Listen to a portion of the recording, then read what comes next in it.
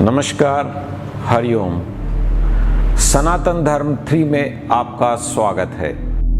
Episode 1 में मैंने सनातन धर्म का अर्थ बताया। सनातन धर्म एक नियम है जिसका पालन ब्रह्मांड में हर चीज द्वारा किया जा रहा है, चाहे वह जीवित हो या निर्जीव। इसका हिंदू, मुस्लिम, सिख, बौद्ध, जैन से कोई संबंध नहीं है। एपिसोड 2 में मैंने सनातन की मूल अवधारणा का वर्णन किया है और यह है कि हम सब एक से आए हैं, हम सब में एक है और हम सभी एक में विलीन हो जाएंगे। मैं आज सनातन धर्म के मूल सिद्धांतों पर बात करूंगा। सर्वप्रथम जो रिलीजन वर्ड है, जिसका हिंदी में तात्पर्य संप्रदाय है, न कि धर्म है, लेकिन फिर भी चूंकि इसका उपयोग कॉमनली किया जाता है तो रिलीजन वर्ड एक लैटिन वर्ड है और रे मीन्स वापस, लिंगारे मीन्स जुड़ा, मतलब वो सिद्धांत, वो मत, वो विधियां जो आदमी को अपने आप से वापस जोड़ती है, उसे रिलीजन कहते हैं। अब यह है कि रिलीजन की हमें आवश्यकता क्यों है। मनुष्य केवल रोटी से जीवित नहीं रह सकता। हम में से कई लोगों के जीवन में एक समय आता है जब केवल सांसारिक समृद्धि हमें संतुष्ट नहीं कर पाती और हम कुछ और पाने के लिए लालायित रहते हैं, क्योंकि ये जो बॉडी है ये फिजिकल है, लेकिन इसमें जो मैं रहता है वो फिजिकल नहीं है, वो मेटाफिजिकल है, वो एनर्जी है, वो ब्रह्म है, वो आत्मा है और वो आत्मा कभी भी किसी फिजिकल ऑब्जेक्ट से संतुष्ट नहीं हो सकती। धर्म या रिलीजन आपको ईश्वर, गुरु या स्वयं के प्रति समर्पण करना सिखाता है और जब आप समर्पण करते हैं, when you bow down, when you accept, तब आपको शांति मिलती है और आपका अंतर्द्वंद शांत होकर चित्त निर्मल हो जाता है। अब सनातन धर्म के मुख्य सिद्धांतों के बारे में मैं एक एक करके आपको बताता जाता हूं।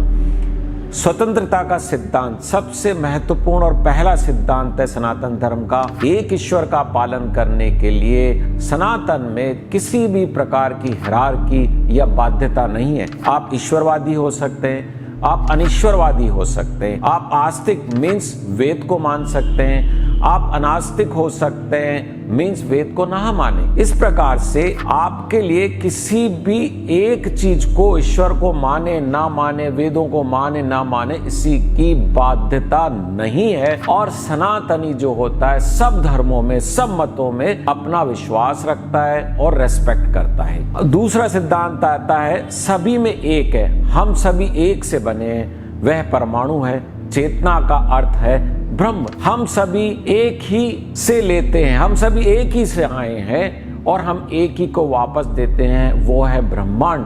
और यह ब्रह्मांड सभी के लिए कॉमन है।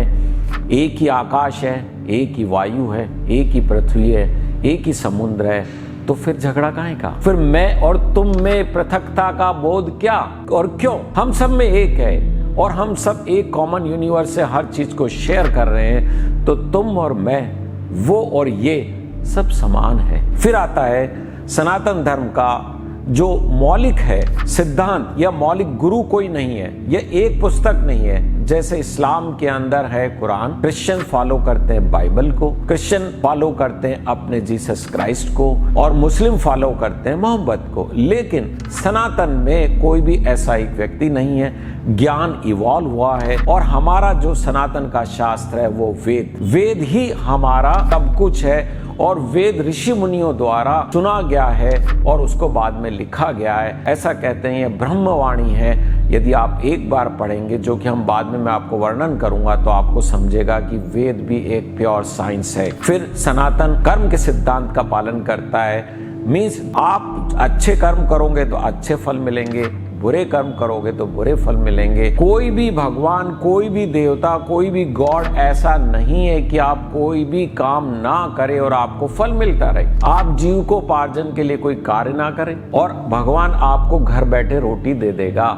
ये आप अपने हाथ पैर ना चलाएं और भगवान आपकी रक्षा कर देगा, ऐसा नहीं। आपको उसके लिए स्वयं को कर्म करना होगा। फिर आता है पुनर्जन्म का सिद्धांत। रिकार्नेशन का कॉन्सेप्ट है जिसमें एक आत्मा अपने शरीर को त्याग के दूसरे शरीर में प्रवेश करती है। ऐसे ही है जैसे हम कपड़े बदलते हैं। पुनर्जन्म का सिद्धांत कर्म पे भी बेस्ड है। यदि आप इस जन्म में अच्छे कर्म करते हैं तो अगले जन्म में आपको अच्छे फल की प्राप्ति होती है। फिर छठा नंबर पे आता है Sanatan Dharma, no harm to anyone, means किसी को भी नुकसान न पहुंचा। किसी को भी में आता है, जीव आता है, निर्जीव आता है, आपका पूरा एनवायरमेंट आता है। एनवायरमेंट के अंदर पंच महाभूत हो गए, जिसमें एनवायरमेंट में हवा आ गई, आकाश यानी कि पानी आ गया, पेड़ पौधे आ गए, पृथ्वी आ गई, अग्नि आ गया। इस सब की रक्षा करना आपका कर्तव्य है और इनको किसी भी प्रकार से बिना किसी कारण के सिर्फ अपने लाभ के लिए किसी को भी नुकसान नहीं पहुंचाना है। फिर सातवां सिद्धांत है समता का सिद्धांत, means the equality, doctrine of equality, means जिसमें सभी ब्रह्मांड की वस्तुएं, जिसमें निर्जीव सजीव पुरुष स्त्री किसी भी धर्म का हो, किसी भी ईश्वर को मानता हो या ना मानता हो, मेरे भीतर जो है सभी समान है, सभी में कोई भेदभाव नहीं है, स्त्री और पुरुष समान है, सभी पौधे समान है। और जेसी बोस के क्रिस्कोग्राफ में प्रूव कर दिया है कि मिनरल्स, मेटल्स और वनस्पति के अंदर भी संवेदना होती है और वो पेन स्टिमुलाई को रेस्पॉन्ड करते हैं और वो उनके अंदर भी एक प्रकार की चेतना होती है। अब आता है आठवां वसुधैव कुटुंबकम का सिद्धांत। ये बहुत महत्वपूर्ण है सनातन धर्म का, मीन्स हम पूरे ब्रह्मांड को, मीन्स पूरी पृथ्वी को एक परिवार के रूप में मानते हैं। हर व्यक्ति, हर वस्तु, हर जानवर, हर वनस्पति हमारे परिवार का, हमारे घर का हिस्सा है। अतः हम किसी को नुकसान पहुंचाएंगे, न हम किसी को बाध्य करेंगे, न हम कोई भेदभाव करेंगे। फिर आता है सभी के स्वास्थ्य की और प्रसन्नता की कामना सनातन धर्म में की जाती है। जब भी हम पूजा करते हैं, लास्ट में एक प्रार्थना की जाती है जिसमें संसार की सुख शांति समृद्धि के लिए, समस्त जीवों की शांति और समृद्धि और स्वास्थ्य की कामना की जाती है। यह सनातन धर्म के मुख्य सिद्धांतों में से है। फिर 10वां आता है महिलाओं का सम्मान। यह बहुत महत्वपूर्ण है। कुछ मत धर्म ऐसे हैं जिसमें महिलाओं को एक उपयोगिता की वस्तु माना जाता है, उसको सेक्स स्लेव्स के रूप में लिया जाता है और सिर्फ अपनी शारीरिक सुख के लिए महिलाओं के रूप में उनको माना जाता है, जो अपराध है। सनातन में स्त्री को, पत्नी को समान अधिकार है। कोई भी सनातनी का कोई भी स्पिरिचुअल इवेंट, कोई भी पूजा पाठ, कोई भी रिचुअल बिना अपनी पत्नी के